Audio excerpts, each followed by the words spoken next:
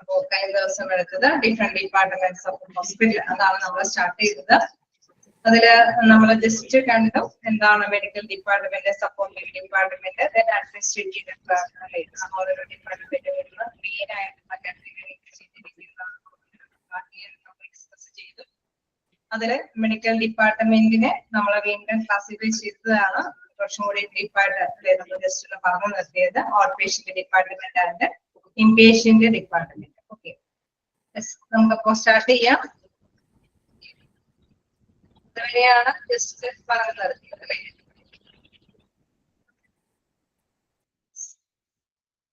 Okay, അപ്പൊ അതില് medical ഡിപ്പാർട്ട്മെന്റിൽ നമ്മൾ കണ്ടു out patient department, inpatient department അല്ലെ. ഔട്ട് പേഷ്യന്റ് ഡിപ്പാർട്ട്മെന്റ് എന്ന് പറഞ്ഞപ്പോ നമ്മൾ പറഞ്ഞു രോഗികള് ജസ്റ്റ് ഡോക്ടറിനെ കൺസൾട്ടേഷന് വേണ്ടിയിട്ടാണ് മെയിൻ ആയിട്ട് അവിടെ വരുന്നത്.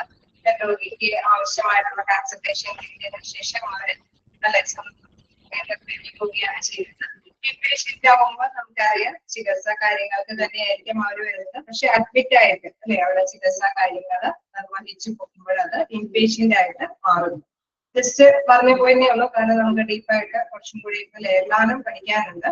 എന്താണ് ഔട്ട് പേഷ്യന്റ് ഡിപ്പാർട്ട്മെന്റ്, അതുമായി ബന്ധപ്പെട്ട കുറെ കാര്യങ്ങൾ ഡീറ്റെയിൽ ആയിട്ട് അത് പഠിക്കാനുണ്ട്. ഓക്കെ, പോയി തീർച്ചയായിട്ടും നമുക്കറിയാം പെട്ടെന്ന് എന്തൊരു പനിയും അല്ലെ ജസ്റ്റ് സാധാരണ രീതിയിലുള്ള കാര്യങ്ങളൊക്കെ വരുമ്പോൾ നമ്മൾ കൺസൾട്ടേഷന് വേണ്ടിയിട്ടാണ് ഡോക്ടറെ സമീപിക്കാറ്. അത് അധികം അല്ലെ ഡോക്ടറിന്റെ പരിശോധനയിൽ കുറച്ച് അത് ഗുരുതരാവസ്ഥയിലൊക്കെ ആണെങ്കിൽ ഐ മീൻ കുറച്ച് കിടന്ന് തന്നെ ചികിത്സിച്ച് ഭേദമാക്കേണ്ടത് ഉണ്ട് എങ്കിൽ നമ്മുടെ കൈകാര്യം ചെയ്യേണ്ടത് ആ ഹോസ്പിറ്റലിലെ റെഗുലേഷൻസ് അനുസരിച്ചിട്ട് തന്നെ രോഗിയെ ഹാൻഡിൽ ചെയ്യേണ്ടതുണ്ട് എന്ന് തീർച്ചയായിട്ടും ഇൻപേഷ്യന്റ് ആയിട്ട് അവിടെ അഡ്മിഷൻ നമുക്കറിയാം. അത് പൊതുവെ അല്ലെ രോഗികള് ജസ്റ്റ് പെട്ടെന്ന് ചിലപ്പോൾ വേണമെങ്കിൽ ഒട്ടും പ്രതീക്ഷിക്കാതെ ആയിരിക്കും ഡോക്ടർ പറയുന്നത് എന്തായാലും അഡ്മിഷൻ എടുത്തേ പറ്റൂ, ഈ രോഗാവസ്ഥയിൽ ഇന്ന രീതിയിലുള്ള ചികിത്സ കാര്യങ്ങൾ മാത്രമാണ് ഇതിന്റെ മാറ്റത്തിലെ രോഗങ്ങൾ ഭേദമാകാനായിട്ടുള്ള സാധ്യതയുണ്ട്. തീർച്ചയായിട്ടും ഡോക്ടർ അങ്ങനെ കർശനമായിട്ട് നിർദ്ദേശിക്കുകയാണെങ്കിൽ തീർച്ചയായിട്ടും അഡ്മിഷൻ എടുത്തിട്ട് തന്നെയായിരിക്കും ചികിത്സാ കാര്യങ്ങൾ മുന്നോട്ട് കൊണ്ടുപോകുന്നത്. അപ്പൊ ഔട്ട് പേഷ്യന്റ് ഡിപ്പാർട്ട്മെന്റ് എന്ന് പറയുമ്പോൾ ജസ്റ്റ് കൺസൾട്ടേഷൻ മാത്രമാണ് ഡോക്ടർ വയ്ക്കുക. ഇൻപേഷ്യന്റ് ആവുമ്പോൾ അഡ്മിഷൻ പ്രൊസീജിയറോട് കൂടിയിട്ടായിരിക്കും ആ പേഷ്യന്റ് അതിലേക്കുള്ള ചികിത്സാ കാര്യങ്ങൾ മുന്നോട്ട് കൊണ്ടുപോകുന്നത്. ഓക്കെ അല്ലേ? മെഡിക്കൽ ഡിപ്പാർട്ട്മെന്റിലെ കാര്യങ്ങൾ ഔട്ട് പേഷ്യന്റ് ആൻഡ് ഇൻപേഷ്യന്റ്. അപ്പൊ മെയിൻ ആയിട്ടുള്ള ക്ലാസിഫിക്കേഷൻ ഓർത്ത് വയ്ക്കുക. മൂന്നായിട്ടാണ് ആ ഒരു ഹോസ്പിറ്റലിന്റെ ഡിപ്പാർട്ട്മെന്റിനെ നമ്മൾ കാറ്റഗറൈസ് ചെയ്തിരിക്കുന്നത്.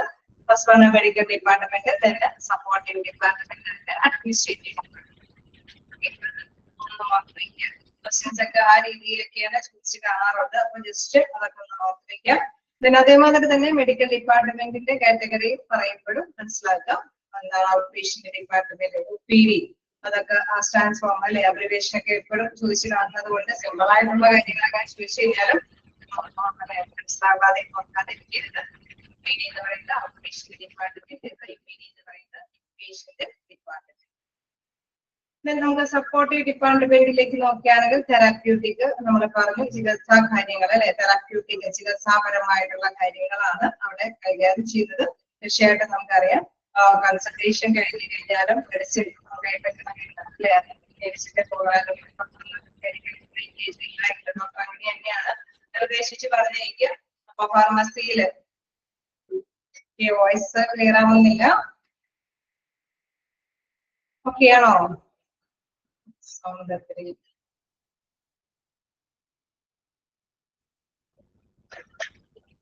ഓക്കെ ഞാൻ നോക്കി, ഞാൻ സൗണ്ട് കൂടുതലായിരുന്നു. ഓക്കെ ആണോ? ക്ലിയർ ആവുന്നുണ്ടോ? ഓക്കെ, അപ്പൊ തെറാപ്യൂട്ടിക് എന്ന് പറയുമ്പോൾ ചികിത്സാപരമായിട്ടുള്ള കാര്യങ്ങൾ, അതായത് രോഗിക്ക് നമുക്കറിയാം ചികിത്സ ഡോക്ടറിന്റെ സേവനത്തിന് ശേഷം എന്തായാലും മെഡിസിൻ അവിടെ നിർദ്ദേശിക്കും. ഫാർമസിയിൽ നിന്ന് മെഡിസിൻ മേടിക്കേണ്ടതുണ്ടാകും.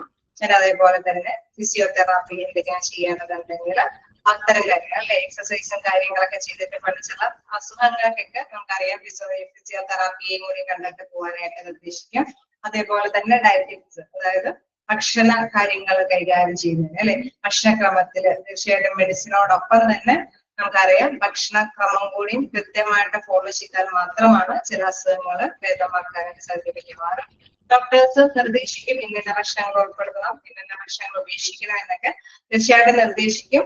അതിനപ്പുറം ചിലപ്പോ ഡോക്ടർ അല്ലെ, നമ്മൾക്കറിയാം മെയിൻ ഡോക്ടറെ കാണുമ്പോൾ അവര് ഡയറ്റീഷ്യനെ കൂടി കൊണ്ട് കൺസൾട്ട് ചെയ്തിട്ട് നിങ്ങൾക്ക് പോകാം അല്ലെ. ചില രോഗങ്ങൾക്ക് പ്രത്യേകമായിട്ട് ഡയബറ്റീസ് പേഷ്യൻസ് ഒക്കെ ആണെങ്കിൽ തീർച്ചയായിട്ടും നമുക്കറിയാം അവർക്ക് ചിലപ്പോൾ മുറിവുകളെല്ലാം അല്ലെങ്കിൽ കേസ് പെട്ടെന്ന് മുറിവും കാര്യങ്ങളൊക്കെ ആയിട്ട് വരികയാണെങ്കിൽ അല്ലെങ്കിൽ അവരുടെ അസുഖവുമായി ബന്ധപ്പെട്ട ചിലപ്പോഴെങ്കിലും കർശനമായിട്ട് ഡയറ്റീഷ്യനെയും കൂടി കണ്ടിട്ട് പോകാനായിട്ട് നിർദ്ദേശിക്കാം. അതായത് ഭക്ഷണക്രമത്തിലെ കാര്യങ്ങളൊക്കെ കൺട്രോൾ ചെയ്ത് കൊണ്ടുപോകുന്നതിന് വേണ്ടിയിട്ടാണ്. വീണ്ടും എന്താണ് സപ്പോർട്ടീവ് ഡിപ്പാർട്ട്മെന്റിന്റെ മറ്റൊരു സെക്ഷൻ എന്ന് പറയുന്നത് ജനറൽ വിഭാഗമാണ്.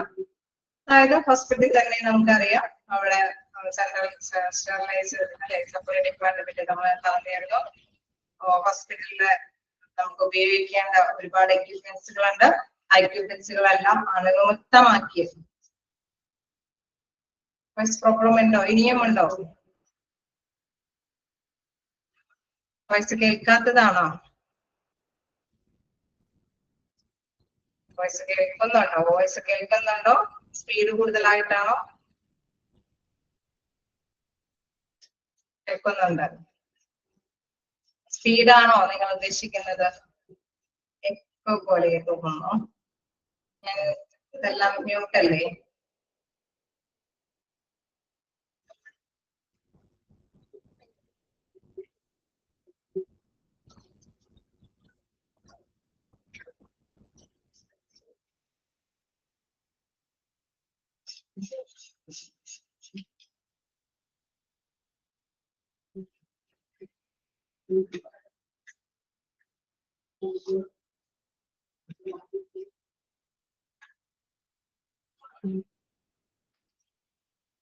ഓക്കെ, ഒന്നുകൂടി ഒന്ന് ശ്രദ്ധിച്ചു നോക്കാം.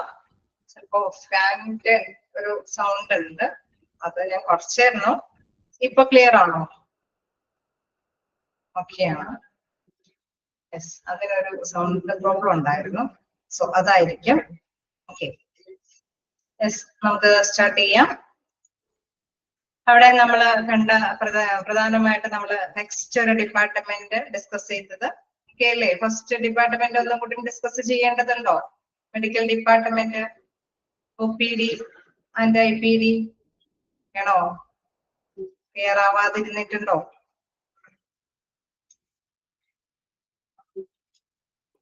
ഓക്കെയാണ്, വേണ്ട. എനിവേ ജസ്റ്റ് ഒന്ന് പറഞ്ഞു പോകാം. മെഡിക്കൽ ഡിപ്പാർട്ട്മെന്റിന്റെ OPD അല്ലെ, എന്താണ് out patient department, then in patient department. പേഷ്യന്റിനെ അഡ്മിറ്റ് ചെയ്തിട്ട് ചികിത്സ വേണമെന്ന് ഡോക്ടർ നിർദ്ദേശിക്കുകയാണ്. കൺസൾട്ടേഷനിൽ ഡോക്ടർ കൃത്യമായിട്ട് തന്നെ സജസ്റ്റ് ചെയ്യാണ് അല്ലെ, നമ്മള് കിടത്തി തന്നെ ചികിത്സ ആവശ്യമാണ് ഈ പേഷ്യന്റിന് നിർദ്ദേശിച്ചാൽ തീർച്ചയായിട്ടും നമുക്ക് അറിയാം അഡ്മിഷൻ എടുത്ത് ഡോക്ടർ നിർദ്ദേശിക്കുന്ന പ്രകാരം സമയക്രമം എടുത്തിട്ടായിരിക്കും രോഗം ഭേദമാക്കാനായിട്ട് സാധിക്കുകയുള്ളൂ. ദെൻ ഔട്ട് പേഷ്യന്റ് ആണ് എങ്കിൽ ജസ്റ്റ് കൺസൾട്ടേഷൻ മാത്രമാണ് ഡോക്ടർ തരുന്നത് അല്ലെ. ജസ്റ്റ് വരുന്നു, രോഗവിവരങ്ങൾ പറയുന്നു, രോഗിക്ക് ആവശ്യമായിട്ടുള്ള മരുന്ന് ക്രമങ്ങളെല്ലാം തീർച്ചയായിട്ടും ഡോക്ടർ വിവരിച്ചു കൊടുക്കുന്നു. അതോടൊപ്പം തന്നെ ഏത് രീതിയിൽ ഇൻ കേസ് അവിടെ പറയുന്നുണ്ട് ഡയറ്റീഷ്യനെ കണ്ടു പോകേണ്ടതുണ്ടെങ്കിൽ അല്ലെങ്കിൽ ഫിസിയോതെറാപ്പി വേണമെങ്കിൽ അല്ലെങ്കിൽ ഫാർമസിയിൽ നിന്ന് മെഡിസിൻ മേടിച്ച് പോകേണ്ടതുണ്ടെങ്കിൽ അതെല്ലാം കൃത്യമായിട്ട് തന്നെ രോഗിയെ പറഞ്ഞ് മനസ്സിലാക്കി കൊടുക്കുന്നു. ജസ്റ്റ് കൺസൾട്ടേഷൻ കഴിഞ്ഞിട്ട് വീണ്ടും വന്ന് 3 ദിവസം കഴിയുമ്പോൾ കാണാനായിട്ട് നിർദ്ദേശിച്ചൊക്കെയാണ് ഇവിടെ ഡോക്ടർ പറഞ്ഞേക്കുന്നത്. അത്തരത്തിലുള്ള പേഷ്യന്റിന്റെ സന്ദർശനമാണ് എങ്കിൽ അത് നമ്മൾ ഏത് കാറ്റഗറിയിൽ ഉൾപ്പെടുത്തുന്നത്? എന്താണ്?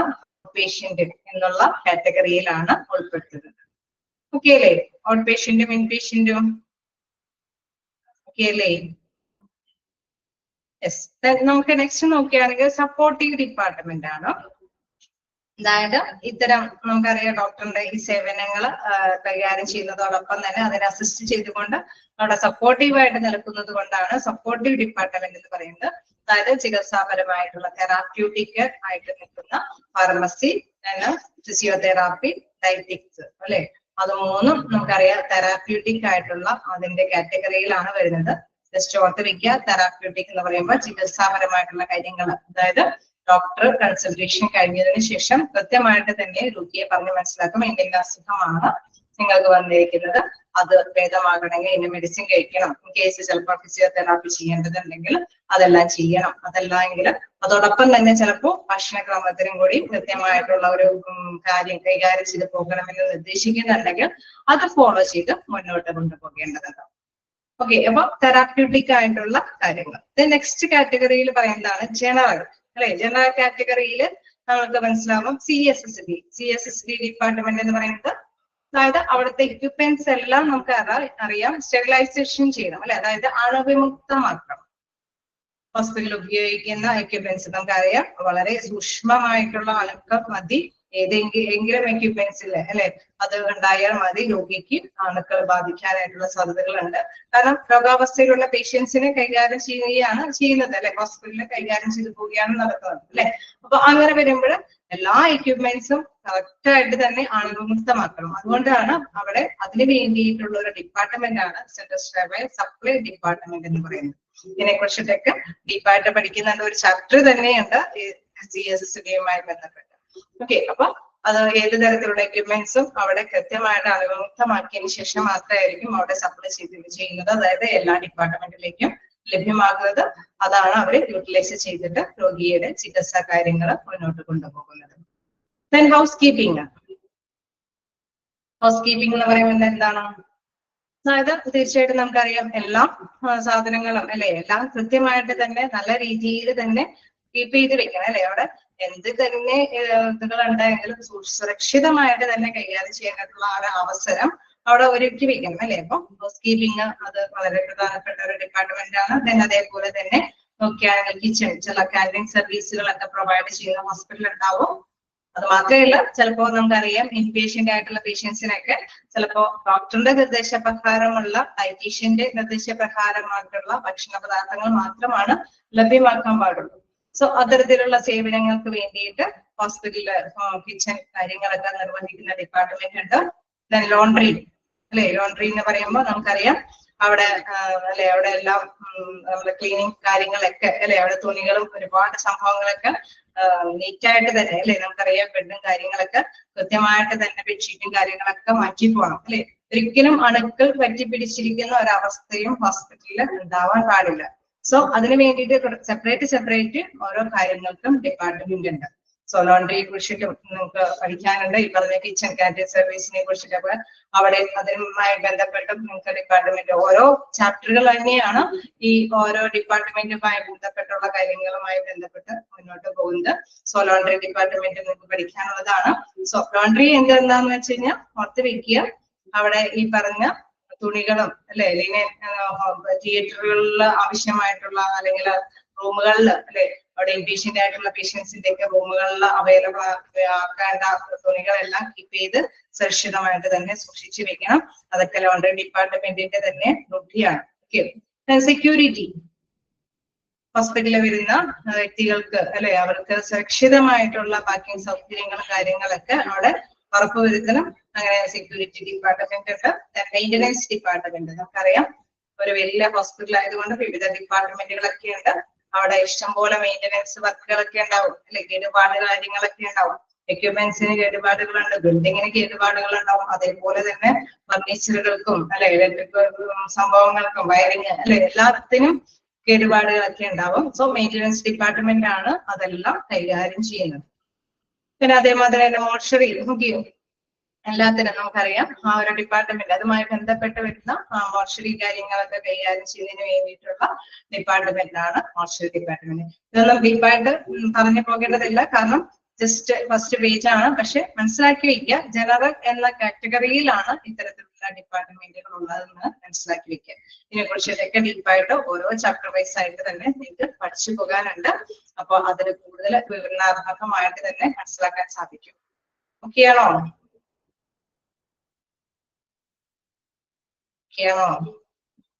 യെസ്. അപ്പൊ ഓരോ കാറ്റഗറിയിൽ എന്താണ് പെടുന്നത് എന്നുള്ള കാര്യം ജസ്റ്റ് ഓർത്ത് വെക്കുക. തെറാപ്യൂട്ടിക് എന്ന കാറ്റഗറിയിൽ ഫാർമസി, അതേപോലെ തന്നെ ഫിസിയോതെറാപ്പി, ഡയറ്റിക്സുകളാണ് പെടുന്നത്. അത്തരം കാര്യങ്ങളാണ്. ജനറൽ കാറ്റഗറിയിലാണ് ഈ പറഞ്ഞ ഹൗസ് കീപ്പിംഗും കിച്ചണും ലോണ്ടറിയും സെക്യൂരിറ്റി ഒക്കെ ഉൾപ്പെടുന്നത് എന്നുള്ള കാര്യം ഓർത്ത് വെക്കും. നമുക്ക് നെക്സ്റ്റ് നോക്കുകയാണെങ്കിൽ അഡ്മിനിസ്ട്രേറ്റീവ് ഡിപ്പാർട്ട്മെന്റ് ആണ്. ഓക്കെ, നമുക്കറിയാം ഒരു ഹോസ്പിറ്റൽ നല്ല രീതിയിൽ നടത്തിക്കൊണ്ട് പോകണമെങ്കിൽ തീർച്ചയായിട്ടും ഭരണ നിർവഹണ തലത്തില് അതിൻ്റെതായിട്ടുള്ള ഒരു നല്ല പങ്ക് വഹിക്കേണ്ടതുണ്ട് അല്ലെ. കൃത്യമായിട്ട് തന്നെ അടുക്കും ചിട്ടിയോടും കൂടിയിട്ട് തന്നെ അവിടെ മാനേജ്മെന്റ് കാര്യങ്ങളൊക്കെ നിർവഹിച്ചു പോകണം.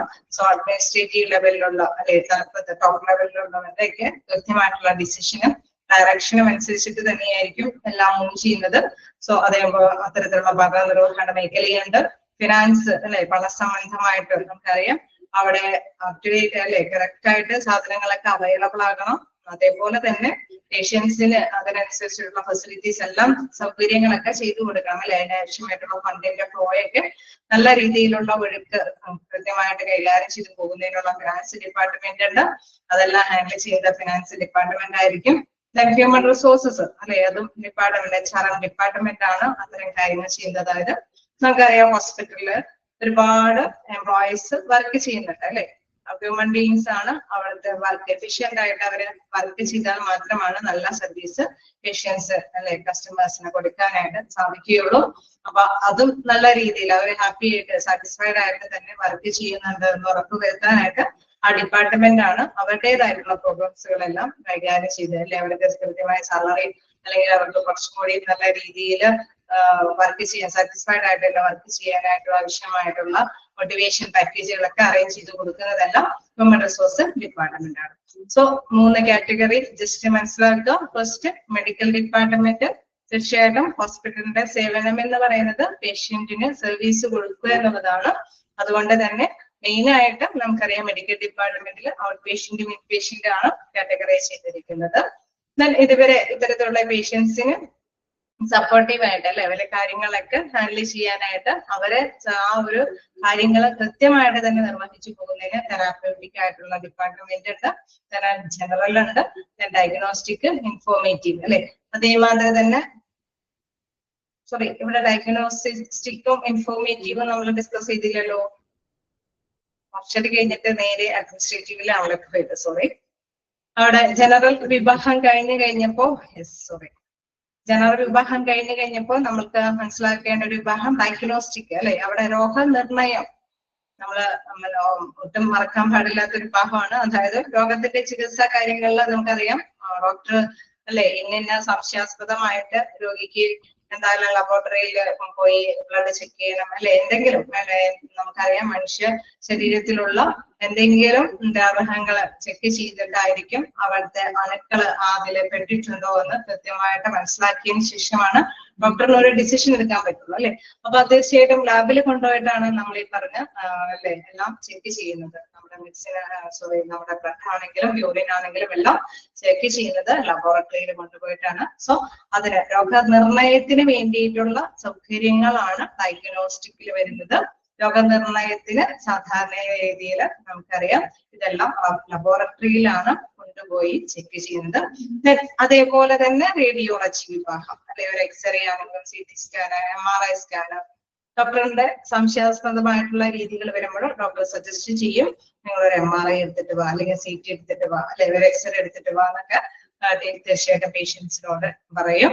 സോ പേഷ്യൻസ് അതനുസരിച്ചിട്ടുള്ള റേഡിയോളജി വിഭാഗത്തിൽ ചെന്നിട്ടാണ് ഇത്തരത്തിലുള്ള എക്സ്റേയും MRI സ്കാനുകളൊക്കെ എടുക്കുന്നത്. അതിനുശേഷം അതിന്റെ റിപ്പോർട്ടിന്റെ അടിസ്ഥാനത്തിലാണ് കൃത്യമായിട്ടുള്ള രോഗ സ്ഥിരീകരണം നടത്തുന്നത്. അതുകൊണ്ടാണ് ഡയഗ്നോസ്റ്റിക് എന്ന് വിശേഷിപ്പിക്കുന്നത്. ഓക്കെയാണോ? ഡയഗ്നോസ്റ്റിക് എന്നുള്ളത് എന്താന്നുള്ളത് ക്ലിയർ അല്ലേ? വോയിസ് ഒക്കെ ഓക്കെ അല്ലേ? വോയിസ് ഓക്കെ അല്ലേ? ഫാനിന്റെ തന്നെ പ്രോബ്ലം ആണ്. അപ്പോ കറക്റ്റ് ആക്കി കഴിഞ്ഞാൽ ശരിയായിരിക്കും. ഓക്കെ, അപ്പൊ ഡയഗ്നോസ്റ്റിക്സ് എന്ന് പറയുന്നത് രോഗനിർണയമാണ്. രോഗനിർണയം നടത്താനായിട്ട് 2 മേഖലകളാണ് പ്രധാനമായിട്ട് നമ്മൾ യൂസ് ചെയ്യുന്നത്. ഒന്ന് ലബോറട്ടറിയും മറ്റൊന്ന് റേഡിയോളജി വിഭാഗം. ഓക്കെ, ലബോറട്ടറിയിൽ നമുക്കറിയാം ബ്ലഡും അല്ലെ യൂറിനും മറ്റേ അല്ല എന്ത് വേണമെങ്കിലും നമുക്ക് ടെസ്റ്റ് ചെയ്യാം. ഡോക്ടർ എന്താണ് ഉദ്ദേശിക്കുന്നത് അതനുസരിച്ചിട്ടാണ് ടെസ്റ്റ് ചെയ്യുന്നത്. അതേപോലെ തന്നെ റേഡിയോളജി വിഭാഗത്തിൽ നമുക്കറിയാം എക്സ്റേ, CT, MRI അങ്ങനെയൊക്കെയുള്ള കൃത്യമായിട്ടുള്ള ഇൻഫോർമേഷൻസ് കിട്ടാനായിട്ടുള്ള ഡോക്ടറിന്റെ നിർദ്ദേശപ്രകാരമായിട്ടുള്ള ഒരു സ്കാനിങ് കാര്യങ്ങളൊക്കെയാണ് അവിടെയും നടത്തുന്നത്. ഓക്കെ, അതിന്റെ അടിസ്ഥാനത്തിൽ തീർച്ചയായിട്ടും ഡോക്ടർ രോഗനിർണയം നിർണ്ണയിക്കുന്നു, പിന്നെ തുടർ ചികിത്സ കാര്യങ്ങളായിട്ട് മുന്നോട്ട് പോകുന്നു. വീണ്ടും ഇൻഫോർമേറ്റീവ് എന്ന് പറയുന്ന ഡിപ്പാർട്ട്മെന്റ് ഉണ്ട്. അതായത് മെഡിക്കൽ റിസോഴ്സസ്, മെഡിക്കൽ ആയിട്ട് അവൈലബിൾ ആയിട്ടുള്ള ഏത് റിസോഴ്സസും ഉപയോഗിച്ചിട്ട് രോഗിക്ക് എന്തെങ്കിലും സേവനങ്ങൾ ലഭ്യമാക്കാൻ പറ്റുമെങ്കിൽ അതെല്ലാം റിസോഴ്സസും അവിടെ ഉപയോഗപ്രദമാക്കുന്നു. IT മേഖലകൾ അല്ലെ, നമുക്കറിയാം ഇൻഫോർമേഷൻ ടെക്നോളജി, നമുക്ക് സാങ്കേതികമായിട്ടുള്ള കാര്യങ്ങൾ അത് ഡെവലപ്പ് ചെയ്യുന്നതനുസരിച്ച് ഇന്നോവേറ്റീവ് ആയിട്ടുള്ള കാര്യം ആയതുകൊണ്ട് തന്നെ നമുക്കറിയാം പുതുമയുള്ള കാര്യങ്ങളാണ് അവിടെ അവൈലബിൾ. ഇപ്പൊ നമുക്കറിയാം ഹോസ്പിറ്റലിൽ ചെല്ലുമ്പോൾ തന്നെ അല്ലെ അവിടെ ഇൻഫോർമേഷൻ ടെക്നോളജിയുടെ ആ ഒരു ഡെവലപ്മെന്റ് നമുക്ക് മനസ്സിലാക്കാൻ സാധിക്കും. എല്ലാം ഡിജിറ്റലൈസേഷൻ ആണ് അല്ലേ, അതിന്റെ സപ്പോർട്ട് ആവശ്യമായിട്ട് വരുന്നില്ലേ? ഡിജിറ്റലൈസേഷൻ ഫീൽ ചെയ്യുന്നില്ലേ ഇപ്പൊ ഹോസ്പിറ്റലുകളിലൊക്കെ ഇല്ലേ? പണ്ടത്തെ മാതിരി നമുക്ക് ക്യൂ നിൽക്കേണ്ട ഒരു അവസ്ഥകളൊക്കെ വരുന്നുണ്ടോ ഇപ്പോ? ഇല്ല. വലിയ വലിയ ഹോസ്പിറ്റലൊക്കെ ആവുമ്പോൾ തീർച്ചയായിട്ടും നമുക്കറിയാം കുറച്ചെങ്കിലും അല്ലെ, ഇപ്പോഴാണെങ്കിൽ ചെറിയ ഹോസ്പിറ്റൽ ആണെങ്കിൽ കൂടി അതിനുള്ള സേവനങ്ങൾ അവൈലബിൾ ആണ്. വലിയ വലിയ ഹോസ്പിറ്റലൊക്കെ ആണെങ്കിൽ പറയേണ്ട ഡിജിറ്റലൈസേഷൻ ആണ് അവിടെ കൂടുതലും വരുന്നത് അല്ലെ. എല്ലാ മേഖലകളിലും ഡിജിറ്റലൈസ് ചെയ്ത് വരുന്നത് കൊണ്ട് തന്നെ അതിന്റെ സേവനത്തിന്റെ അടിസ്ഥാനത്തിലാണ് പേഷ്യൻസ് അത് കൃത്യമായിട്ട് തന്നെ ഒരുപാട് ടൈം വേസ്റ്റ് ആക്കാതെ തന്നെ അവരുടെ കാര്യങ്ങളൊക്കെ നിർവഹിച്ചു പോകുന്നത്. സോ മനസ്സിലാക്കുക, ഇത്തരത്തിലുള്ള സപ്പോർട്ടീവ് ഡിപ്പാർട്ട്മെന്റ് ഹോസ്പിറ്റലിൽ നിലകൊള്ളുന്നുണ്ട്. തെറാപ്യൂട്ടിക്, ജനറൽ വിഭാഗം, ഡയഗ്നോസ്റ്റിക്, ദെൻ ഇൻഫോർമേറ്റീവ്. മാറിപ്പോകരുത്, ഞാൻ പറഞ്ഞപ്പോ 2 വിട്ടുപോയിരുന്നു. അപ്പൊ അത് തന്നെ പഠിക്കുക. സപ്പോർട്ടീവ് ഡിപ്പാർട്ട്മെന്റിന്റെ കീഴിലാണ് തെറാപ്യൂട്ടിക്കും ജനറൽ വിഭാഗവും ഡയഗ്നോസ്റ്റിക് വിഭാഗവും ഇൻഫോർമേറ്റീവ് വിഭാഗവും സ്ഥിതി ചെയ്യുന്നത്. ഓക്കെ, അതിന്റെ അണ്ടറിലാണ് കാറ്റഗറൈസ് ചെയ്തിരിക്കുന്നത്. ഓക്കെ, ദെൻ തേർഡ് കാറ്റഗറി ആണ് അഡ്മിനിസ്ട്രേറ്റീവ് എന്ന് പറയുന്നത്. ആ സെക്ഷൻ നമ്മൾ ഡിസ്കസ് ചെയ്തു അല്ലെ. അഡ്മിനിസ്ട്രേറ്റീവ് ഭരണ നിർവഹണത്തിലുള്ള തീരുമാനങ്ങളും ഡിസിഷൻസ് ഒക്കെ എടുക്കുന്ന വിഭാഗം. ദെൻ ഫിനാൻസ് അല്ലെ, ഫിനാൻസ് ഡിപ്പാർട്ട്മെന്റ് നമുക്കറിയാം ഫണ്ട് നല്ല രീതിയിൽ ഫ്ലോ അല്ലെ, അതിന്റെ ഇൻകമിങ് ഔട്ട് ഫ്ലോയും തീർച്ചയായിട്ടും നമുക്കറിയാം ഒരുപാട് എക്സ്പെൻസ് ഹോസ്പിറ്റലിൽ കൃത്യമായിട്ട് വരുന്നുണ്ട്. അതിനനുസരിച്ചിട്ട് തന്നെ പേഷ്യൻസിൽ നിന്ന് ഇൻകമും വരുന്നുണ്ട് അല്ലെ. അത് രണ്ടും ഒരുപോലെ പോകുമ്പോഴാണ് ഹോസ്പിറ്റലിൽ നല്ല രീതിയിൽ മൂവ് ചെയ്ത് പോകുന്നത്. അല്ലെങ്കിൽ ചിലപ്പോൾ ഹോസ്പിറ്റൽ നഷ്ടത്തിൽ പോകാം ായിട്ടുള്ള സാധ്യതകളുണ്ട്. ഇരുകൂട്ടർ അല്ലെ, വരുന്ന ഫ്ലോ അനുസരിച്ചിട്ട് തന്നെ നമുക്ക് എക്സ്പെൻഡിച്ചർ വഹിക്കേണ്ടി വരുന്നുള്ളൂ എങ്കിൽ പ്രശ്നമില്ലാതെ തന്നെ കൈകാര്യം ചെയ്യാൻ പറ്റും. അതെല്ലാം കൈകാര്യം ചെയ്യുന്നത് ഏത് ഡിപ്പാർട്ട്മെന്റിലാണ്? ഫിനാൻസ് ഡിപ്പാർട്ട്മെന്റിലാണ്. പണസംബന്ധമായിട്ടുള്ള കാര്യങ്ങൾ. ഹ്യൂമൻ റിസോഴ്സ് എന്ന് പറയുമ്പോൾ നമ്മൾ കണ്ടായിരുന്നു എംപ്ലോയീസ് ഒരുപാട് വർക്ക് ചെയ്യുന്നുണ്ട് ഹോസ്പിറ്റലിൽ. അവര് സാറ്റിസ്ഫൈഡ് ആയിട്ട് അവർക്ക് അവരുടെ പ്രശ്നങ്ങളൊക്കെ സോൾവ് ചെയ്ത് അവരെ വളരെ ഹാപ്പി ആയിട്ട് തന്നെ വർക്ക് ചെയ്യുമ്പോഴാണ് നല്ല എഫിഷ്യന്റ് ആയിട്ടുള്ള സേവനങ്ങൾ അല്ലെ, ഫലപ്രദമായിട്ടുള്ള എഫക്റ്റീവ് ആയിട്ടുള്ള സേവനങ്ങൾ അവിടെയുള്ള കസ്റ്റമേഴ്സ് ആയിട്ടുള്ള പേഷ്യൻസിന് കൊടുക്കാൻ സാധിക്കുകയുള്ളൂ. സോ അത്തരത്തിലുള്ള കാര്യങ്ങളെല്ലാം കൈകാര്യം ചെയ്യുന്ന ഡിപ്പാർട്ട്മെന്റ് ഹ്യൂമൻ റിസോഴ്സ് ഡിപ്പാർട്ട്മെന്റ് ആണ്. ഓക്കെ അല്ലേ? ഓക്കെയാണോ? ഫസ്റ്റ് പേജ് ചെറിയ ചെറിയ ക്വസ്റ്റ്യൻസ് വന്നാല് എളുപ്പം എഴുതാൻ സാധിക്കില്ലേ? മെഡിക്കൽ ഡിപ്പാർട്ട്മെന്റിന്റെ കീഴിൽ എന്തൊക്കെയാണ് വരുന്നത്, അല്ലെങ്കിൽ മെയിൻ ആയിട്ടുള്ള കാറ്റഗറൈസേഷൻ എന്താണ് ഹോസ്പിറ്റൽ ഡിപ്പാർട്ട്മെന്റിന്റെ? Medical department, supportive department, administrative department. Medical ഡിപ്പാർട്ട്മെന്റിന്റെ അണ്ടറിൽ OPD ഉണ്ട്, IPD ഉണ്ട്. അതിന്റെ IPDയുടെ സ്റ്റാൻഡ് ഫോം എന്താണെന്ന് ചോദിച്ചു കഴിഞ്ഞാൽ എന്താണ്? ഇൻപേഷ്യന്റ് അല്ലെ, inpatient department, out patient department. Okay അല്ലേ?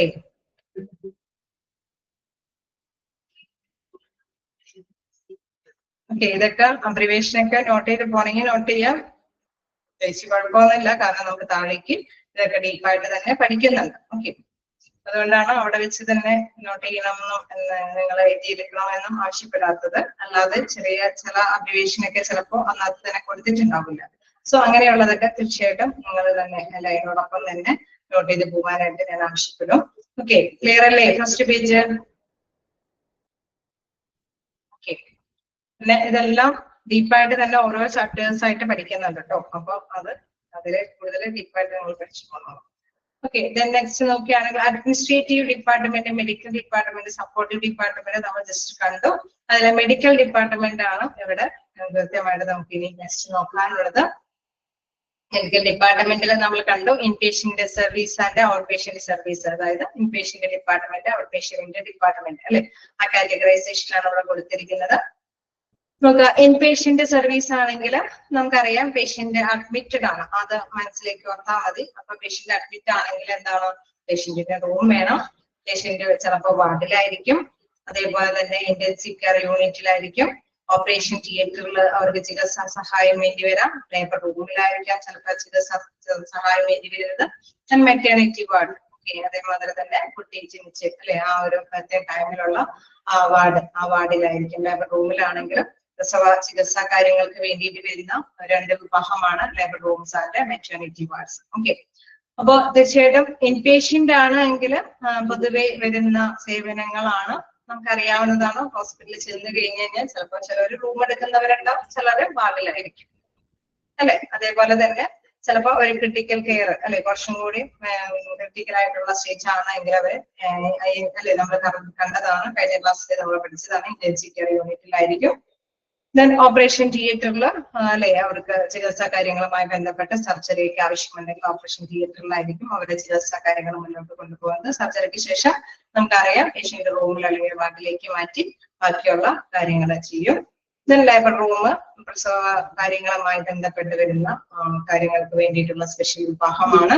ദെൻ മെറ്റേണിറ്റി വാർഡ്സും അതുമാതിരി തന്നെയുള്ള കാര്യം തന്നെയാണ് അല്ലെ. കുട്ടിയുടെ ബർത്തും അവരുടെ ജനിക്കുന്ന ആ ഒരു ടൈമിൽ അല്ലെ കുറച്ചും കൂടി അവര് എന്താ പറയാ സമയം അല്ലെ അവരുടെ എന്തായാലും കുറച്ച് ടൈമെങ്കിലും ചികിത്സയുമായി മുന്നോട്ട് കൊണ്ടുപോകുന്നതുണ്ടാവും. കുട്ടി ജനിച്ച ഉടനെ തന്നെ അവരെ ഡിസ്ചാർജ് ചെയ്ത് വരില്ല അല്ലെ. ഇപ്പൊ കുറച്ച് നാളെങ്കിലും അവിടെ മെറ്റേണിറ്റി വാർഡിൽ അല്ലെങ്കിൽ ലേബർ റൂമുമായി ബന്ധപ്പെട്ട ആ ഡിപ്പാർട്ട്മെന്റിന് അഭയം പ്രാപിക്കേണ്ടതുണ്ടാവും. നെക്സ്റ്റ് കാറ്റഗറി നോക്കുകയാണെങ്കിൽ ഔട്ട് പേഷ്യന്റ് സർവീസ്. ഇവിടെ ഈ പറയുന്ന ഔട്ട് പേഷ്യന്റ് സർവീസിൽ ഈ പറയുന്ന ഇൻപേഷ്യൻസും വരാം കേട്ടോ. കാരണം നമുക്ക് എന്താണ് അവിടെ ഓരോ വിഭാഗങ്ങൾ സംബന്ധമായിട്ടുള്ള ചികിത്സാ കാര്യങ്ങൾ ഇവിടെ പറയുന്നുണ്ട് അല്ലെ. അവിടെ പറയുന്നത് എന്താണെന്ന് നോക്കാം. ഔട്ട് പേഷ്യന്റ് സർവീസ് ആണെങ്കിൽ കാഷ്വാലിറ്റി എന്ന് പറയുമ്പോൾ എന്താണ്? കാഷ്വാലിറ്റി എന്ന് പറയുന്നത് എന്താണ്? നമ്മൾ ഈ പറഞ്ഞ ഏതെങ്കിലുമായി ബന്ധപ്പെട്ട കാര്യമുണ്ടോ? അതായത് അത്യാഹിത വിഭാഗം, നമ്മൾ പെട്ടെന്ന് എമർജൻസി ആയിട്ട് കൊണ്ടുപോകുന്ന വിഭാഗം അല്ലെ കാഷ്വാലിറ്റി എന്ന് പറയുന്നത്. തന്നെ കാർഡിയോളജി എന്ന് പറയുമ്പോൾ ഹൃദയ സംബന്ധമായ അസുഖങ്ങൾക്ക് വരുന്ന വിഭാഗമാണ്. ഇതൊന്നും ഇവിടെ തന്നെ എഴുതി കുടിക്കണമെന്നില്ല, കാരണം ഇവിടെ എല്ലാം ഓരോ വിഭാഗം ബ്രീഫായിട്ട് തന്നെ ഇവിടെ പഠിച്ചു പോകുന്നുണ്ട്. എന്നാലും ജസ്റ്റ് ഇത് അവസാനം വരെ എത്തുമ്പോഴേക്കും ഈ ചാപ്റ്റർ അവസാനിക്കും. അപ്പോൾ അതുകൊണ്ടാണ് ജസ്റ്റ് ഓരോന്നും എന്താണെന്നുള്ളത് ജസ്റ്റ് ആ പേജിൽ പറയുന്നത് എന്താണെന്ന് മനസ്സിലാക്കി പോവുക. അപ്പൊ കാഷ്വാലിറ്റി എന്ന് പറയുമ്പോൾ അത്യാഹിത വിഭാഗം, കാർഡിയോളജി എന്ന് പറയുമ്പോൾ ഹൃദയ സംബന്ധമായ അസുഖങ്ങൾക്ക് കൊടുക്കുന്ന ചികിത്സാ കാര്യങ്ങൾ കൊടുക്കുന്ന വിഭാഗമാണ്. ഡെർമറ്റോളജി എന്ന് പറയുമ്പോൾ സ്കിന്ന്, പിന്നെ സ്കിൻ മാത്രമാണോ ഹെയർ അതൊക്കെ പെടൂലേ? സ്കിന്ന്, ഹെയർ, നെയിലൊക്കെ പെടുന്ന വിഭാഗമാണ് ഡെർമറ്റോളജി. കോസ്മെറ്റോളജി അല്ലെ, അതെല്ലാം ഈ ഡെർമറ്റോളജി വിഭാഗത്തിലാണ് പെടുന്നത്. ഈ ഇയർ, നോസ് ആൻഡ് ത്രോട്ട് എന്തായിരിക്കും ഷോർട്ട് ഫോം? നമ്മൾ പൊതുവെ കേൾക്കുന്നത് ENT വിഭാഗം അല്ലെ. ഇയർ, നോസ് ആൻഡ് ത്രോട്ട് അതുമായി ബന്ധപ്പെട്ടുള്ള ചികിത്സാ കാര്യങ്ങൾക്കാണെങ്കിൽ ENT വിഭാഗത്തിലാണ് ചികിത്സാ കാര്യങ്ങൾ നിർവഹിക്കുന്നത്. ജെറിയാട്രിക്സ്. എന്താണ് ജെറിയാട്രിക്സ് എന്ന് പറയുന്നത്? ആർക്കെങ്കിലും അറിയാമോ? ജെറിയാട്രിക്സ് പ്രായമായ രോഗികൾ ഉണ്ടാവുള്ളൂ, അവർക്ക് ഏജ്ഡ് പീപ്പിൾസിനുള്ള രോഗകാര്യങ്ങൾക്ക് അവരുടെ ചികിത്സാപരമായിട്ടുള്ള വിഭാഗമാണ് ജെറിയാട്രിക്സ് വിഭാഗം. നമ്മൾ പഠിച്ചു പോകും. എന്താണ് ഗാസ്ട്രോളജി എന്ന് പറയുന്നത്? എന്താണ് ഗ്യാസ്ട്രോഎൻട്രോളജി എന്ന് പറയുന്നത് ദഹനേന്ദ്രിയ അല്ലെ, ദഹനേന്ദ്രിയവുമായി ബന്ധപ്പെട്ട് വരുന്ന ചികിത്സാ കാര്യങ്ങൾക്ക് വേണ്ടിയിട്ട് വരുന്ന വിഭാഗമാണ്. ജനറൽ സർജറി എന്ന്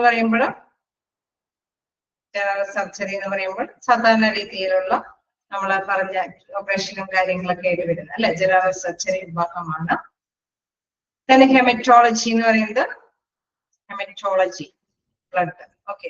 ബ്ലഡുമായിട്ട് വരുന്ന റിലേറ്റ് ചെയ്തിട്ടുള്ള അസുഖങ്ങളുടെ അതിന്റെ ചികിത്സാ കാര്യങ്ങളുമായി ബന്ധപ്പെട്ടുള്ളതാണ്. ഒബ്സ്റ്റെറിക്സ്. എന്താണ് ഒബ്സ്റ്റെറിക്സ് എന്ന് പറയുന്നത്? പ്രസവ ചികിത്സാപരവുമായി ബന്ധപ്പെട്ട് വരുന്നത്. അതായത് നമ്മൾ നേരത്തെ പറഞ്ഞ അതിന് വിവിധ പേരുകൾ അറിയാം, നമുക്കറിയാം മെറ്റർണിറ്റി എന്നൊക്കെ പറയുന്നത്, ഗൈനക്കോളജി. ഗൈനക്കോളജി, ഒബ്സ്റ്ററിക്സ് എന്നൊക്കെ പറയുന്നത് ഒരേ വിഭാഗം തന്നെയാണ്. അത് പ്രസവ ചികിത്സാപരമായി ബന്ധപ്പെട്ട കാര്യങ്ങളാണ് അവിടെ. ദെൻ പീഡിയാട്രിക്സ് എന്ന് പറയുമ്പോൾ പീഡിയാട്രിക്സ് ചിൽഡ്രൻ, കുട്ടികളുടെ അല്ലെ, കുട്ടികളുടെ ചികിത്സാപരമായിട്ടുള്ള കാര്യങ്ങൾ, ചിൽഡ്രൻസിന്റെ ചികിത്സാ കാര്യങ്ങളാണ്. ന്യൂറോളജി വിഭാഗം നെർവ്സ് അല്ലെ, നാഡി വ്യൂഹങ്ങളുമായി ബന്ധപ്പെട്ട വരുന്ന രോഗചികിത്സാ കാര്യങ്ങളുമായി ബന്ധപ്പെടുന്ന വിഭാഗമാണ്. ഓൺകോളജി, ഓൺകോളജി ക്യാൻസർ സംബന്ധമായ അസുഖങ്ങള് ട്രീറ്റ് ചെയ്യുന്ന വിഭാഗമാണ്. ഓക്കെ അല്ലെ. ഒഫ്താൽമോളജി, എന്താണ് ഒഫ്താൽമോളജി? ഐസ്, ഓക്കെ, കണ്ണുമായി ബന്ധപ്പെട്ട നേത്ര ചികിത്സാ വിഭാഗമാണ് ഒഫ്താൽമോളജി എന്ന് പറയുന്നത്. ഓക്കെ, ഇങ്ങനെ വ്യത്യസ്ത വിഭാഗങ്ങളുണ്ട്. നമുക്കറിയാം ഇപ്പൊ ഇങ്ങനെ ഒരു വലിയ ഹോസ്പിറ്റൽ, ജനറൽ ഹോസ്പിറ്റലിലെ ഇങ്ങനെ ഒരുപാട് വിഭാഗങ്ങളിലേക്കാണപ്പുറം ഇപ്പൊ ഓരോന്നിനും സ്പെഷ്യലൈസ് ചെയ്തിട്ടുള്ള ഹോസ്പിറ്റലാണ് അല്ലെ. കാർഡിയോളജി മാത്രം ഉള്ള വിഭാഗമായിട്ട് അതിൽ സ്പെഷ്യലൈസ് ചെയ്തിട്ടുള്ള ഹോസ്പിറ്റലുണ്ട്. കേസ് ന്യൂറോളജിക്ക് വേണ്ടി മാത്രമുള്ള ഒരു വലിയ ഹോസ്പിറ്റലുണ്ട്. അങ്ങനെ സ്പെഷ്യൽ ആയിട്ട് കൈകാര്യം ചെയ്യുന്ന ഹോസ്പിറ്റൽ വരെ ഇപ്പൊ നവഡേസിൽ നമുക്കറിയാം ഡെവലപ്പ് ചെയ്തിരുന്ന കാലഘട്ടമാണ്. പക്ഷെ മെയിൻ ആയിട്ട് നമുക്കറിയാം ഒരു വലിയ ഹോസ്പിറ്റൽ, ഒരു ചെറിയ വലിയ ഹോസ്പിറ്റലൊക്കെ ആണെങ്കിൽ ഈ പറയുന്ന വിഭാഗങ്ങളൊക്കെ അവിടെ ഉണ്ടാവും. അപ്പൊ മൊത്തത്തിലുള്ള ഒരു കാര്യമാണ് നമ്മൾ മനസ്സിലാക്കേണ്ടത്. മെയിനായിട്ട് നമുക്കറിയാം മിക്കവാറും ഹോസ്പിറ്റലിൽ ഇത്തരത്തിലുള്ള വിഭാഗങ്ങൾ, ഔട്ട് പേഷ്യന്റ് സർവീസുകൾക്ക് ഉണ്ടാവും. നമുക്കറിയാം നമ്മൾക്ക് എന്ത് രോഗമാണോ, പേഷ്യന്റിന് എന്ത് അസുഖമാണോ അതുമായി ബന്ധപ്പെട്ട വിഭാഗത്തിനെയാണ്, ഡോക്ടറിനെയാണ് നമ്മൾ കാണാനായിട്ട് ആഗ്രഹിക്കുന്നത് അല്ലെ. ഇൻ കേസ് പീഡിയാട്രിക്സിനെ കൊണ്ടുപോകാനായിട്ട്, കുട്ടികളെ കാണിക്കുന്നതിന് വേണ്ടിയിട്ട് നമ്മൾ ബുക്ക് ചെയ്യുന്ന പീഡിയാട്രിക്സിനെയാണ് അല്ലെ, കുട്ടികളുടെ ഡോക്ടറെയാണ്. നഴ്സുമായി ബന്ധപ്പെട്ട എന്തെങ്കിലും അസുഖങ്ങൾ വരികയാണെങ്കിൽ ആരെയും കാണിക്കുന്നത് ന്യൂറോളജി വിഭാഗത്തിനെയാണ്. അതേമാതിരി തന്നെ വയോധികരായിട്ട് അല്ലെ, നമുക്കറിയാം വൃദ്ധജനങ്ങളൊക്കെ അവർക്ക് എന്തെങ്കിലും വയ്യായ്യൊക്കെ ഉണ്ടെങ്കിൽ നമുക്കറിയാം എല്ലാ ഹോസ്പിറ്റലിലൊന്നും ജെറിയാട്രിക്സ് ഒന്നും ഇല്ല. പക്ഷെ മനസ്സിലാക്കി വെക്കുക, ജെറിയാട്രിക്സ് എന്ന് പറയുന്നത് ഈ പറഞ്ഞ ഏജ്ഡ് അല്ലെ, ഏജ് ഓവർ ആയിട്ടുള്ള വ്യക്തികളുടെ ചികിത്സാപരമായിട്ടുള്ള കാര്യങ്ങൾക്ക് വേണ്ടിയിട്ടുള്ള വിഭാഗമാണ്. മെയിനായിട്ട് നമുക്കറിയാം എല്ലാ ഹോസ്പിറ്റലൊന്നും ഇത് ഈ വിഭാഗം വന്നിട്ടില്ല. എങ്കിൽ കൂടി മനസ്സിലാക്കി തന്നെ പഠിച്ചു പോവുക. ജെറിയാട്രിക്സ് എന്ന് പറയുമ്പോൾ ഏത് വിഭാഗമാണെന്ന് എപ്പോഴും കൺഫ്യൂസ്ഡ് ആയിട്ടുള്ള ഒരു കാര്യമായിട്ട് ചോദിക്കാറുണ്ട്. സോ അത് ഓർത്ത് വെക്കുക. ജെറിയാട്രിക്സ് എന്ന് പറയുന്നത് ഏജ് അല്ലെ, ഏജ് കഴിഞ്ഞ വ്യക്തികൾക്ക് വേണ്ടിയിട്ടുള്ള, വയോധികരായിട്ടുള്ള വ്യക്തികൾക്ക് വേണ്ടിയിട്ടുള്ള വിഭാഗമാണ്. അതേപോലെ തന്നെ സംശയം വരാറുള്ള ഒരു ക്വസ്റ്റ്യൻ ഒബ്സ്റ്ററിക്സ് വിഭാഗമാണ്. ഒബ്സ്റ്ററിക്സ് എന്ന് പറയുമ്പോഴും നമ്മൾ ഓർത്ത് വെക്കുക, മെറ്റേണിറ്റി, ഒബ്സ്റ്ററിക്സ്, ഗൈനക്കോളജി അതൊക്കെ ഒരേ വിഭാഗമാണ്. ഓക്കെ, വ്യത്യസ്ത പേരുകൾ അറിയപ്പെടുന്നതാണ്. ആ ഒരു വിഭാഗത്തിനെ ഓർത്ത് വെക്കുക. ഹെമറ്റോളജി എന്ന് പറയുമ്പോൾ എന്തുമായി ബന്ധപ്പെട്ടതാണ്? പഠിച്ചു തന്നെ പോവുക കേട്ടോ. അതാണ് മെയിൻ ആയിട്ട് ഇതുമായി ബന്ധപ്പെട്ടുള്ള ക്വസ്റ്റ്യൻ. ഓക്കെ, ബ്ലഡ് അല്ലെ, ബ്ലഡുമായി റിലേറ്റ് ചെയ്തിട്ടുള്ള സർവീസുകൾക്ക് വേണ്ടിയിട്ട് ഏത് വിഭാഗത്തിനെയാണ് കാണുന്നത്? ഹെമറ്റോളജി. ഓക്കെ, ഏതെങ്കിലും കിട്ടാത്തതുണ്ടോ? ENT, ear, nose, throat. Okay, അത് ഓർത്ത് വെക്കുക. ഡെർമറ്റോളജി നമുക്കറിയാം ത്വക്ക് അല്ലെ, അതുമൊക്കെ ഹെയർ, നെയിലൊക്കെ ആയിട്ട് ബന്ധപ്പെട്ട വിഭാഗമാണ്. കോസ്മെറ്റോളജി എന്നൊക്കെ പറയുന്നത് ഈ ഡെർമറ്റോളജി വിഭാഗത്തിലാണ് പെടുന്നത്. ഓൺകോളജി, ക്യാൻസർ സംബന്ധമായ അസുഖങ്ങൾക്ക് വേണ്ടിയിട്ട് ട്രീറ്റ് ചെയ്യാനായിട്ട് വിഭാഗമാണ് ഓൺകോളജി. ഒഫ്താൽമോളജി നേത്ര ചികിത്സാ വിഭാഗമാണ്. ഓക്കെ അല്ലേ? ഏതെങ്കിലും കിട്ടാത്തതുണ്ടോ?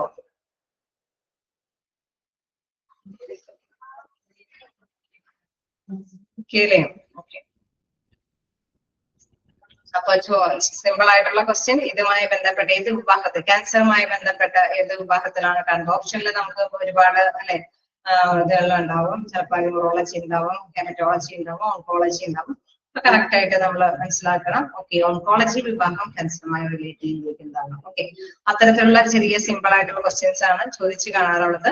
ജസ്റ്റ് ഇത് മനസ്സിലാക്കി വെക്കുക. കാർഡിയോളജി, ഹൃദയ സംബന്ധമായ അസുഖങ്ങൾക്ക്, കാഷ്വാലിറ്റി എന്ന് പറയുമ്പോൾ അത്യാഹിത വിഭാഗം, ഡെർമറ്റോളജി സ്കിൻ അതൊക്കെ സംബന്ധമായ വിഭാഗം, ENT ear, nose, throat, geriatrics വയോധികര് ആയിട്ടുള്ളവർക്ക്, ഗ്യാസ്ട്രോ എൻട്രോളജി എന്ന് പറയുന്നത് എന്താണ് നമുക്കറിയാം, ദഹനേന്ദ്രിയവുമായി ബന്ധപ്പെട്ട് വരുന്നത്. ജനറൽ സർജറി എന്ന് പറയുമ്പോൾ സർജറി അല്ലെ, അതുമായി ബന്ധപ്പെട്ട് ഓപ്പറേഷനുമായി ബന്ധപ്പെട്ടത്. ഹെമറ്റോളജി എന്ന് പറയുന്നത് ബ്ലഡുമായി റിലേറ്റ് ചെയ്തു. ഒബ്സ്റ്ററിക്സ് എന്ന് പറയുന്നത് ഗൈനക്കോളജി അല്ലെ, പ്രസവ ചികിത്സയുമായി ബന്ധപ്പെട്ട്. പീഡിയാട്രിക്സ് എന്ന് പറയുന്നത് കുട്ടികളുടെ അസുഖങ്ങളുമായി ബന്ധപ്പെട്ട്. ന്യൂറോളജി എന്ന് പറയുന്നത് നെർവ്സുമായി ബന്ധപ്പെട്ട്, ഞരമ്പുകളുമായി ബന്ധപ്പെട്ടുള്ള അസുഖങ്ങൾക്ക്. ഓൺകോളജി എന്ന് പറയുന്നത് ക്യാൻസർ സംബന്ധമായ അസുഖങ്ങൾക്ക്, ഒഫ്താൽമോളജി എന്ന് പറയുന്നത് നേത്ര ചികിത്സാ വിഭാഗമാണ്. ഓക്കെ അല്ലേ? എന്തെങ്കിലും കിട്ടാത്തതുണ്ടോ? സ്പീഡ് കൂടുതലായിട്ട് പോകുന്നില്ലല്ലോ.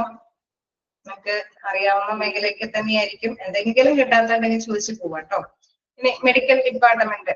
ഓക്കെ, മെഡിക്കൽ ഡിപ്പാർട്ട്മെന്റ് എന്ന് പറയുമ്പോൾ മനസ്സിലാക്കുക, നമ്മൾ ജസ്റ്റ് കണ്ടതാണ്. മെഡിക്കൽ സംബന്ധമായിട്ട് വരുമ്പോൾ പ്രധാനമായിട്ടും കാറ്റഗറൈസ് ചെയ്തിരിക്കുന്നത് out patient department and in patient department ആണ്. ഇവിടെ നമുക്ക് നോക്കാനുള്ളത് ഔട്ട് പേഷ്യന്റ് ഡിപ്പാർട്ട്മെന്റ് ആണ്. അവിടെ കുറച്ച് കഴിഞ്ഞിട്ടാണ് അവിടെ വീണ്ടും വരുന്നുണ്ട് ഇൻ പേഷ്യന്റുമായി ബന്ധപ്പെട്ട കാര്യങ്ങൾ. പക്ഷെ ഔട്ട് പേഷ്യന്റുമായിട്ടുള്ള കാര്യങ്ങൾ കുറച്ച് കൂടുതൽ കവർ ചെയ്യും. അതുകൊണ്ടാണ് ജസ്റ്റ് ആ ഇൻട്രൊഡക്ഷൻ പേജിൽ വരുന്നത്. ജസ്റ്റ് പറഞ്ഞു പോയത് എന്താണെന്ന് വെച്ച് കഴിഞ്ഞാൽ തുടരെ അല്ല അല്ലെ, ഓരോ വിവാഹം കഴിഞ്ഞതിന് ശേഷമാണ് അടുത്ത വിവാഹം വരുന്നത്. ഓക്കെ, അവിടെ ഔട്ട് പേഷ്യന്റ് ഡിപ്പാർട്ട്മെന്റ് നോക്കുമ്പോൾ in this department people come to the hospital only for a consultation and not the admission. അതാണ് പ്രധാനപ്പെട്ട പോയിന്റ് അല്ലെ. ഔട്ട് പേഷ്യന്റ് ഡിപ്പാർട്ട്മെന്റ് എന്ന് പറയുന്നത് in this department people come to the hospital only for a consultation and not the admission.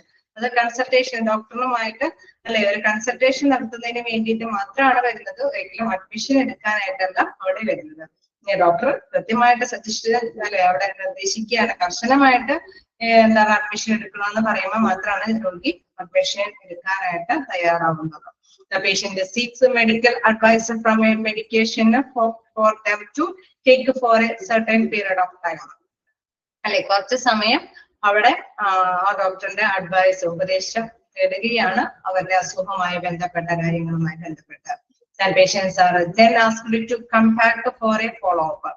തീർച്ചയായിട്ടും നമുക്കറിയാം, പേഷ്യന്റിനോട് പറയും നിങ്ങൾ 3 ദിവസം അല്ലെങ്കിൽ 4 ദിവസം അല്ലെങ്കിൽ 2 ആഴ്ച കഴിഞ്ഞിട്ടോ ഇതുമായി ബന്ധപ്പെട്ട മെഡിസിൻ ഒക്കെ കഴിച്ചതിന് ശേഷം ഫോളോ അപ്പ് എടുക്കാൻ വരണമെന്ന് ഡോക്ടർ നിർദ്ദേശിക്കും. Patients treatment within the boundaries of the ഹോസ്പിറ്റലിൽ ലാസ്റ്റ് ഓൺലി ഡേ അല്ലെ, ഒരു ദിവസത്തിനുള്ളിൽ തന്നെ അവര് ട്രീറ്റ്മെന്റ് കഴിഞ്ഞ് പോവുകയാണ്. ചിലപ്പോൾ വേണമെങ്കിൽ രാവിലെ ഡോക്ടർ കണ്ടിട്ട് പറയും ഇന്നത്തെ ലബോറട്ടറി പോയി ചെക്ക് ചെയ്ത റിസൾട്ട് കാണിക്കണം എന്ന് പറയും അല്ലെ, അല്ലെങ്കിൽ പറയും CT എടുക്കണം എന്നൊക്കെ പറഞ്ഞാൽ CT റിസൾട്ട് വേണം അല്ലെ, അതല്ലെങ്കിൽ എന്തെങ്കിലും അല്ലെ സ്കാനോ എന്തെങ്കിലും വേണമെന്ന് ചിലപ്പോൾ നിർദ്ദേശിക്കാം.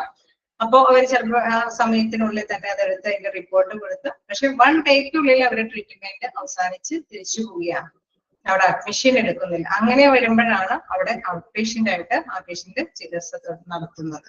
Okay, patients treatment within the boundaries of the hospital last only a day. Okay, അത് പ്രധാനപ്പെട്ട കാര്യമാണ്. Then outpatient department runs for a specific time during the day. നമുക്കറിയാം ആ ദിവസത്തില് ഒരു സ്പെസിഫിക് ടൈം ആണ് അവർ യൂട്ടിലൈസ് ചെയ്യുന്നത് അല്ലെ. നമുക്കറിയാം ഫുൾ അല്ലെ അവിടെ നൈറ്റ് ഒന്നും അവിടെ സ്പെൻഡ് ചെയ്യുന്നില്ല, ഒരു നിശ്ചിത സമയം മാത്രമാണ് അവിടെ പേഷ്യന്റ് സ്പെൻഡ് ചെയ്യുന്നത്. Consultation doctors are usually appointed to handle the OPD അല്ലെ, ഹാൻഡിൽ ഔട്ട് പേഷ്യന്റ് ഡിപ്പാർട്ട്മെന്റ്. തീർച്ചയായിട്ടും നമുക്കറിയാം കൺസൾട്ടേഷൻ ഡോക്ടേഴ്സ് ആണ് അല്ലെ, MD ഒക്കെ കഴിഞ്ഞ ഡോക്ടേഴ്സ് ആണ് തീർച്ചയായിട്ടും ഈ ഔട്ട് പേഷ്യന്റ് ഔട്ട് പേഷ്യന്റ് ആയിട്ടുള്ള പേഷ്യൻസിനൊക്കെ അവിടെ അഡ്മിഷൻ ഒക്കെ കൊടുക്കുന്നത് അല്ലെങ്കിൽ അപ്പോയിന്റ്മെന്റ് കാര്യങ്ങളൊക്കെ ചെയ്യുന്നത്. അപ്പൊ തീർച്ചയായിട്ടും നമുക്കറിയാം ഈ കൺസൾട്ടേഷൻ ഡോക്ടേഴ്സ് അല്ലെ എല്ലായിടത്തും നമുക്കറിയാം കൺസൾട്ടേഷൻ ഇരിക്കുന്ന ഡോക്ടേഴ്സ് ആണ് ഔട്ട് പേഷ്യന്റ് ഡിപ്പാർട്ട്മെന്റ് ഹാൻഡിൽ ചെയ്യാനായിട്ടുള്ള പവർ ഉണ്ട്. കാരണം അവർക്ക് ആ യോഗ്യതയാണ് വേണ്ടത് അല്ലെ. ഒരു MD ഒക്കെ കഴിഞ്ഞ വ്യക്തികളാണ് ഔട്ട് പേഷ്യന്റ് ആയിട്ട് വരുന്ന പേഷ്യൻസിന്റെ ചികിത്സാ കാര്യങ്ങളൊക്കെ നിർവഹിച്ചു കൊടുക്കുന്നത്. തീർച്ചയായിട്ടും നമുക്കറിയാം ഒരു ദിവസത്തിനുള്ളിൽ അവരെ രോഗ ചികിത്സാ കാര്യങ്ങളൊക്കെ നിർവഹിച്ചു പോവുകയാണ് ചെയ്യുന്നത്, അവിടെ അഡ്മിഷൻ എടുക്കുന്നില്ല. അതാണ് പ്രധാനപ്പെട്ട കാര്യം. ഓക്കെ, ഔട്ട് പേഷ്യന്റ് ഡിപ്പാർട്ട്മെന്റ് എന്താണോ അതൊക്കെയാണോ? ഫസ്റ്റ് ആ സെന്റൻസ് ഒന്ന് നോട്ട് ചെയ്യാം. In this department people come to the hospital only for a consultation and not admission. Okay, clear ആണോ? ഓക്കെയാണോ? ക്ലിയർ ആണ്? യെസ്.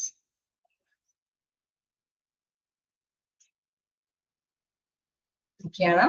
നെക്സ്റ്റ് നമുക്ക് നോക്കുകയാണെങ്കിൽ casualty or emergency department. Okay, നമ്മൾ എപ്പോഴാണ് കാഷ്വാലിറ്റിയിലേക്ക് കൊണ്ടുപോകുക രോഗികളെ? എപ്പോഴായിരിക്കും? സാധാരണ രീതിയിൽ ഒരു പനിയും ജലദോഷമൊക്കെ വരുമ്പോൾ കൂടി പോയി കാഷ്വാലിറ്റിയിൽ അഡ്മിഷൻ എടുക്കുമോ? എമർജൻസി അല്ലെ, എമർജൻസി ആയിട്ട് അത്യാഹിതമായിട്ട് നമുക്ക് പെട്ടെന്ന് ഒരു ആക്സിഡന്റ് വരുമ്പോൾ, പെട്ടെന്ന് ഒരു പൊള്ളല് അല്ലെ, എന്തെങ്കിലും അത്യാഹിതമാണ്, എനിക്ക് പെട്ടെന്ന് അവർക്ക് ശ്വസിക്കാൻ ബുദ്ധിമുട്ട് അനുഭവപ്പെടുന്നു, അങ്ങനെ നെഞ്ചുവേദന അനുഭവപ്പെടുന്നു, അങ്ങനെ അത്യാഹിതമായിട്ടുള്ള എന്തെങ്കിലും രോഗങ്ങൾ വരുമ്പോഴാണ് നമ്മൾ കാഷ്വാലിറ്റിയിലേക്ക് കൊണ്ടുപോകുന്നത്.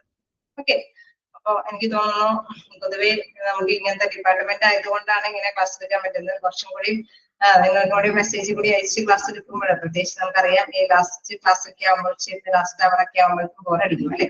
അപ്പൊ കുറച്ച് മെസ്സേജ് അയച്ച് തന്നെ ക്ലാസ് മുന്നോട്ട് പോകാനായിട്ട് ശ്രമിക്കാം, കുറച്ച് ഇൻവോൾവ് ആയിട്ട് അപ്പൊ മുന്നോട്ട് പോകാൻ പറ്റും. ഓക്കെ, അപ്പൊ കാഷ്വാലിറ്റി ആൻഡ് എമർജൻസി ഡിപ്പാർട്ട്മെന്റിലേക്ക് കൊണ്ടുപോകുന്നത് നമുക്കറിയാം ഒരു എമർജൻസി കാര്യം വരുന്നതുകൊണ്ട് അല്ലെ.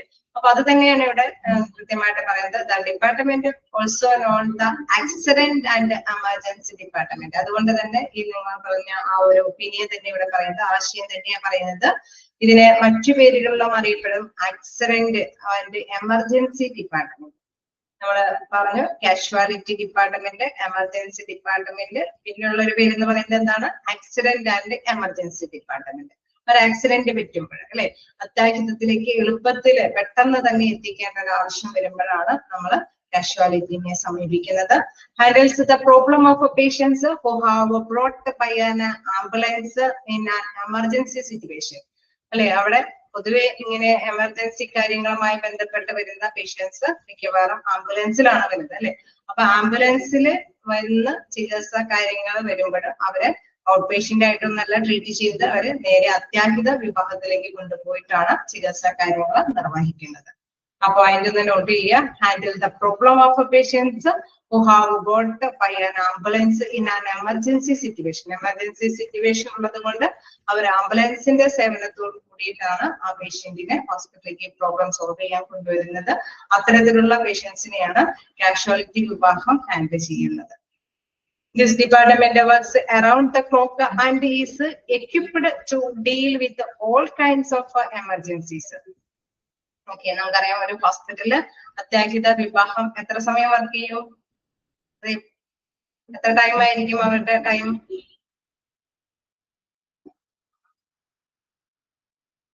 12 hours ആയിരിക്കും അത്യാഹിത വിഭാഗം വർക്ക് ചെയ്യുന്നത്, വർക്കിങ്ങിലായിരിക്കുന്നത്.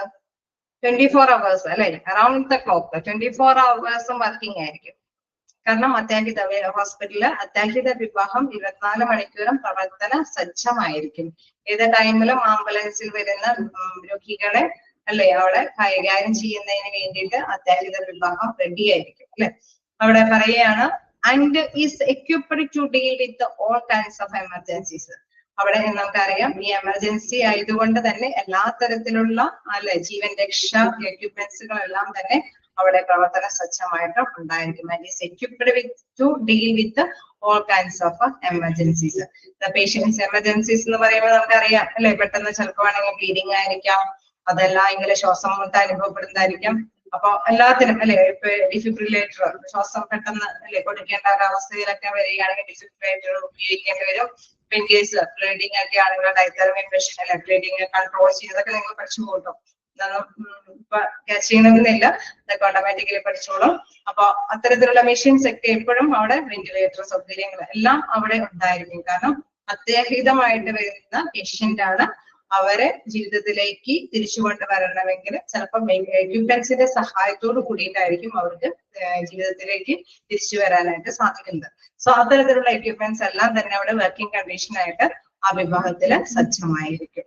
And the given immediate treatment before being sent to a specialized department for further treatment. Okay, നമുക്കറിയാം ഇപ്പൊ ഇന്ന ഏത് രോഗിയാണെങ്കിലും അവരെ ഏത് വിഭാഗത്തിലേക്കാണ് കൊടുക്കുന്ന അല്ലെ, അവരെ വിടുന്നതിന് മുമ്പ് തന്നെ അവർക്ക് കൊടുക്കേണ്ട ഫസ്റ്റ് എയ്ഡ് കാര്യങ്ങളൊക്കെ അവിടെ സജ്ജമായിരിക്കും അല്ലെ. ഇമ്മീഡിയറ്റ് ട്രീറ്റ്മെന്റ് എല്ലാം അവിടെ സജ്ജമാക്കിയിരിക്കും. ദെൻ ഡോക്ടേഴ്സ് ഡിസൈഡ് ചെയ്യും ഓക്കെ രോഗിയെ കുറച്ചും കൂടി അല്ലെ ആരോഗ്യത്തിന്റെ നില വലിയ കുഴപ്പമില്ലാത്ത സ്റ്റേജിലൊക്കെ ആവുമ്പോൾ ഏത് ഡിപ്പാർട്ട്മെന്റിൽ കൊണ്ടുപോയി തുടർ ചികിത്സ നിർവഹിക്കണമെന്ന് ഡോക്ടേഴ്സ് സജസ്റ്റ് ചെയ്യും. ഓക്കെ, അപ്പൊ അതുവരേക്കും ആ ട്രീറ്റ്മെന്റ് കണ്ടിന്യൂ ചെയ്യാനായിട്ടുള്ള പ്രവർത്തന സജ്ജമായിട്ടുള്ള എക്യുപ്മെന്റിനോട് കൂടിയിട്ടുള്ള ട്രീറ്റ്മെന്റ് അവിടെ അവൈലബിൾ ആക്കി കൊടുക്കാനായിട്ട് കാഷ്വാലിറ്റി റെഡി ആയിരിക്കും. ഓക്കെ, എന്താണ് കാഷ്വാലിറ്റി ഓർ എമർജൻസി ഡിപ്പാർട്ട്മെന്റ് എന്നുള്ളത് ഓക്കെ ആണോ? അതിന്റെ വ്യത്യസ്ത പേരുകൾ ഓർത്ത് വെക്കണം. casualty emergency department, also called the accident and emergency department. Okay, അതൊന്ന് നോട്ട് ചെയ്യണം. Then അവിടെ 24 hours working ആയിരിക്കും, equipped with to deal with all kind of emergencies. എല്ലാ തരത്തിലുള്ള എക്യുപ്മെന്റ്സും അവിടെ സജ്ജമായിരിക്കും. ഓക്കെ അല്ലേ?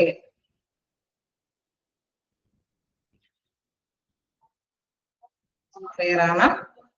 ഓക്കെ, അപ്പൊ ചെറിയ ചെറിയ ക്വസ്റ്റ്യൻസ് ഒക്കെ ഉള്ളോ എങ്കിലും മനസ്സിലാക്കി തന്നെ പഠിക്കാം അല്ലെ. നമ്മളിപ്പോ മെഡിക്കൽ ഡിപ്പാർട്ട്മെന്റിൽ കണ്ടു, ഔട്ട് പേഷ്യന്റ് ഡിപ്പാർട്ട്മെന്റ് ആണ് ജസ്റ്റ് കണ്ടത്.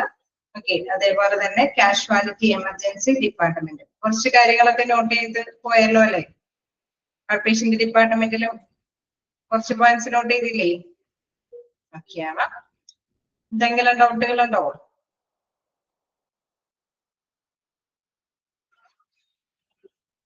പ്രദേശമൊന്നുമില്ല. നമുക്ക് അടുത്ത ഭാഗത്തേക്ക് പോകാം. കാർഡിയോളജി വിഭാഗം. ഓക്കെ, അപ്പോ കാർഡിയോളജി വിഭാഗം എന്ന് പറയുന്നത് എന്താണ്? എന്തുമായി ബന്ധപ്പെട്ട ചികിത്സാ കാര്യങ്ങളാണ് ലഭ്യമാകുന്നത്? ഒക്കെയാണ് ഹേർട്ടുമായി ബന്ധപ്പെട്ട അല്ലെ, നമ്മുടെ ഹൃദയവുമായി ബന്ധപ്പെട്ട അസുഖങ്ങൾ കൈകാര്യം ചെയ്യുന്ന വിഭാഗമാണ് കാർഡിയോളജി വിഭാഗം. അപ്പൊ പഠിച്ചു പോകുമ്പോൾ തന്നെ അത് ജസ്റ്റ് അത്തരത്തിലുള്ള ക്വസ്റ്റ്യൻസ് ഒക്കെയാണ്. അപ്പൊ വളരെ സിമ്പിൾ ആയിട്ട് തന്നെ പഠിച്ചു പോവുക. The department has the same indicate deal with the problems of the human heart or circulation അല്ലെ. അവിടെ രക്തപര്യന വ്യവസ്ഥ, അതേമാതിരി ഹെർട്ടുമായി ബന്ധപ്പെട്ട ഹൃദയവുമായി ബന്ധപ്പെട്ട ചികിത്സാ പ്രോബ്ലംസ് അല്ലെ, തടസ്സങ്ങളൊക്കെ കൈകാര്യം ചെയ്യുന്ന എന്തെങ്കിലും പ്രോബ്ലംസ് ഒക്കെ ഉണ്ടെങ്കിൽ അത് കൈകാര്യം ചെയ്യുന്നതിന് വേണ്ടിയിട്ടാണ് കാർഡിയോളജി വിഭാഗം പ്രവർത്തിക്കുന്നത്. Cardiology is the medical specialty that deals with the diagnosis and treatment of diseases and disorders of the heart. Okay, ഹാർട്ടിന്റെ ഹൃദയത്തിന്റെ എന്തെങ്കിലും ഡിസോർഡറും കാര്യങ്ങളും ഉണ്ടെങ്കിൽ, അല്ലെങ്കിൽ ഹേർട്ടുമായി ബന്ധപ്പെട്ട എന്തെങ്കിലും അസുഖങ്ങൾ ഉണ്ടെങ്കിൽ, അത് മാത്രമല്ല ഹേർട്ടിന്റെ ബന്ധപ്പെട്ട എന്തെങ്കിലും പ്രോബ്ലം ആണോ എന്ന് രോഗനിർണയം നടത്തുന്നതിന് വേണ്ടിയിട്ടൊക്കെയാണ് കാർഡിയോളജി വിഭാഗം അവിടെ സ്പെഷ്യലൈസ് ചെയ്ത് ആ വിഭാഗം കൈകാര്യം ചെയ്തു പോകുന്നത്. Then വീണ്ടും പറയുന്നു, it treats people both on an inpatient and outpatient basis. Okay, നമുക്കറിയാം ഹോസ്പിറ്റലിൽ ഒരു ഹൃദയവുമായി ബന്ധപ്പെട്ട ഒരു നെഞ്ചുവേദന ഉള്ള ആള് ഏത് ഡോക്ടർക്കായിരിക്കും അപ്പോയിന്റ്മെന്റ് എടുക്കുന്നത്? കാർഡിയോളജിയിലെ വിഭാഗത്തിലുള്ള ഡോക്ടർക്ക് വേണ്ടിയിട്ടായിരിക്കും അപ്പോയിന്റ്മെന്റ് എടുക്കുന്നത് അല്ലെ. അത് ഔട്ട് പേഷ്യന്റ് ആണെങ്കിലും ഇൻപേഷ്യന്റ് ആണെങ്കിലും ആ വിഭാഗത്തിനായിരിക്കും അപ്പോയിന്റ്മെന്റ് എടുക്കുന്നത് അല്ലേ? ആണോ? അതെ അല്ലെ. അപ്പൊ ഹേർട്ടുമായി ബന്ധപ്പെട്ട ഡിസീസസിന് ഔട്ട് പേഷ്യന്റ് ആണെങ്കിലും ഇൻപേഷ്യന്റ് ആണെങ്കിലും ആ ഡിപ്പാർട്ട്മെന്റിലായിരിക്കും അപ്പോയിന്റ്മെന്റ് എടുക്കുന്നത്. അതുമായി ബന്ധപ്പെട്ട അല്ലെ, ഹേർട്ടിന്റെ എന്ത് തടസ്സങ്ങളും അല്ലെങ്കിൽ ജന്മനാ ഉള്ളതാണെങ്കിലും അതല്ല നവഡേയ്സിൽ അനുഭവപ്പെടുന്ന എന്തെങ്കിലും തകരാറുകളാണെങ്കിലും അതെല്ലാം അതുമായി വരുന്ന എന്തെങ്കിലും സംശയാസ്പദമായിട്ട് ഹേർട്ടിന്റെ പ്രോബ്ലംസ് ആണോ ഈ അസുഖങ്ങൾക്കുള്ള കാര്യം, ചിലപ്പോൾ മരയിപ്പോ എന്തെങ്കിലും അല്ലെ, നല്ല രീതിയിൽ അവർക്ക് കിടപ്പോ കാര്യങ്ങളൊക്കെ വരുന്നത് എന്താണെങ്കിലും അത് ഹേർട്ടുമായി ബന്ധപ്പെട്ട അസുഖമാണെന്നൊക്കെ രോഗനിർണയം നടത്തുന്നതിന് വേണ്ടിയിട്ടാണെങ്കിലും അവര് എന്താണ് കാർഡിയോളജി വിഭാഗത്തിലാണ്, അവിടുത്തെ ഡോക്ടറിനാണ് അപ്പോയിന്റ്മെന്റ് എടുക്കുന്നത്. It treats people both on an inpatient and outpatient basis. The biggest area of the heart disease treated is coronary artery diseases. Example, angina, coronary artery bypass, grafting, then cardiovascular surgery deals with the surgical treatment of heart and blood vessels. Okay, നമുക്കറിയാം ഹേർട്ടുമായി ബന്ധപ്പെട്ടുള്ള എല്ലാ ചികിത്സാ കാര്യങ്ങളും in case അതിന്റെ ധമനിയിൽ എന്തെങ്കിലും അടിഞ്ഞുകൂടിയില്ലേ അതുമായി ബന്ധപ്പെട്ട കാര്യങ്ങളൊക്കെ അടിഞ്ഞുകൂടുമ്പോഴേ നമുക്കറിയാം അതിന്റെ ആ ഒരു നെർവിലൂടെയുള്ള ഫ്ലോയൊക്കെ അല്ലെ, ബ്ലഡിന്റെ ഒക്കെ ഒഴുക്ക് തടസ്സപ്പെടാനായിട്ടുള്ള സാധ്യതകളൊക്കെ ഉണ്ട്. അപ്പൊ അതൊക്കെ നീക്കം ചെയ്യുന്നത് നമുക്കറിയാം പല രീതിയിലുള്ള സർജറിയും കാര്യങ്ങളൊക്കെ നടത്തിയിട്ടാണ് ഇതൊക്കെ നീക്കം ചെയ്യുന്നത്.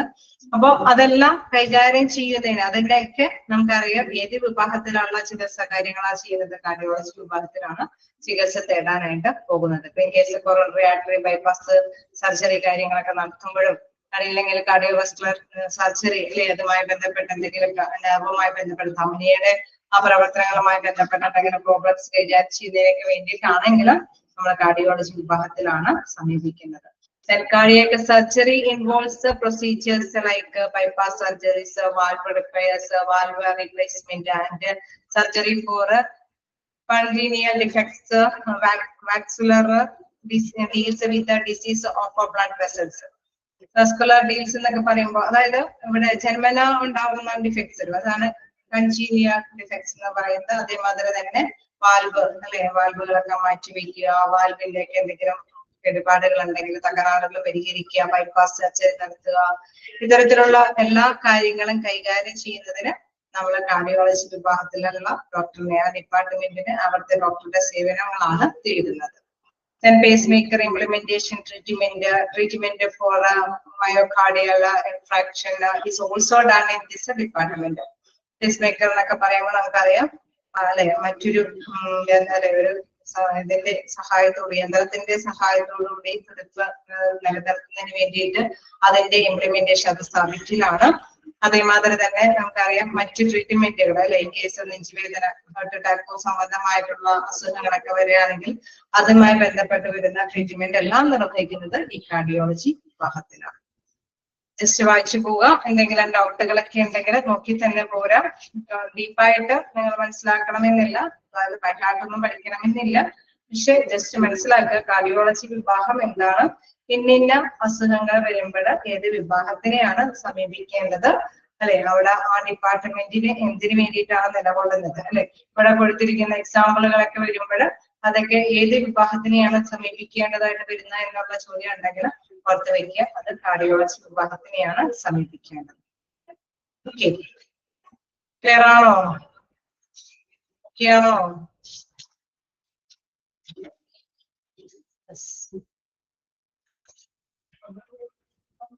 ഓക്കെ, ഏതെങ്കിലും ഭാഗം ഡൗട്ട് ഉണ്ടോ?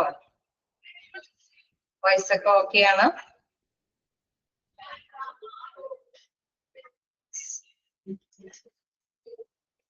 ഏതെങ്കിലും ഭാഗത്ത് ഡൗട്ടുകൾ ഉണ്ടെങ്കിൽ ചോദിക്കാം.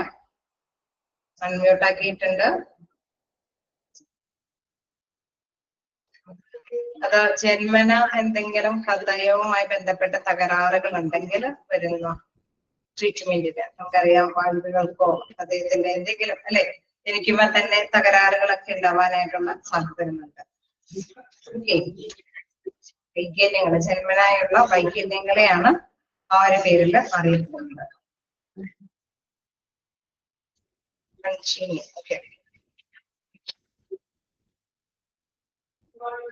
അല്ലെ, കൺജീനിയൽ ഡിഫക്ട്സ് അല്ലെ ചോദിച്ചത് അല്ലെ? അല്ലെ,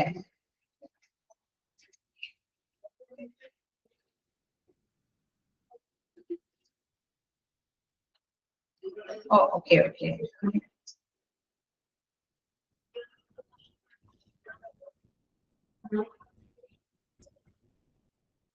ഓക്കെ, അത് നമുക്ക് മനസ്സിലാക്കാം. ആർട്ടറി ഡിസീസസ് അല്ലെ, അവിടെ അൻഷിനിയ അല്ലെ, അവിടെ നെഞ്ചുവേദന എന്നുള്ളൊരു മീനിങ് തന്നെയാണ് നമ്മൾ ഉദ്ദേശിക്കുന്നത്. അൻഷിന, ഓക്കെ, ക്ലിയർ ആണോ?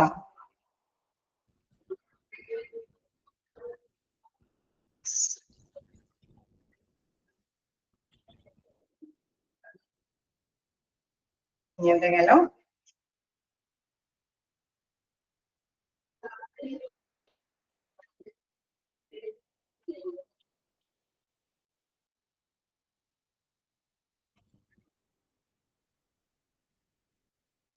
അല്ലേ, ചെറിയ ഇതുകളൊക്കെ ഒന്ന് ജസ്റ്റ് ഒന്ന് വായിച്ചു വരിക. എന്തെങ്കിലും ഡൗട്ടുകൾ ഉണ്ടെങ്കിൽ ചോദിക്കാം.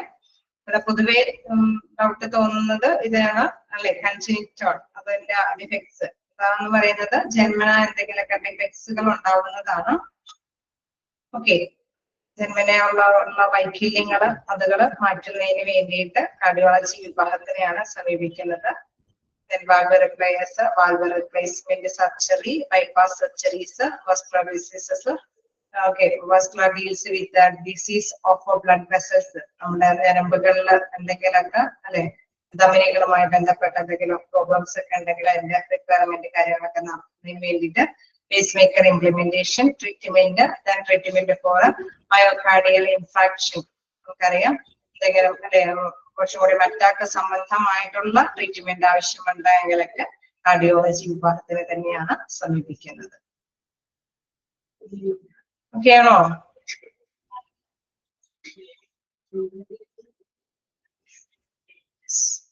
ഓക്കെ, അപ്പൊ നമുക്ക് നെക്സ്റ്റ് ക്ലാസ്സിൽ ബാക്കി ഡിസ്കസ് ചെയ്യാം. Okay, thank you.